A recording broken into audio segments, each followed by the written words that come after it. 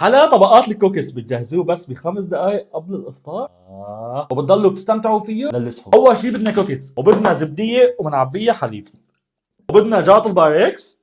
وهيك كل شيء صار عندنا جاهز. صوات جاهز طبقه الكريمه. بدنا علبتين كاملات من الجبنه الكريميه. بسم الله. ها. وبدنا مقدار تقريبا 200 مللي من كريمه الخفق. بسم الله. وظرف كامل من الفانيلا. ومكوناتنا صاروا جاهزين لحتى نحط ونحط كريمه كبد. بسم الله. وهذا هو القوام على الضبط اللي عم ندور عليه. وهون التكتيك كالاتي: بدنا ناخذ شويه كوكيز نغطى بالحليب ومنطبق. بسم الله.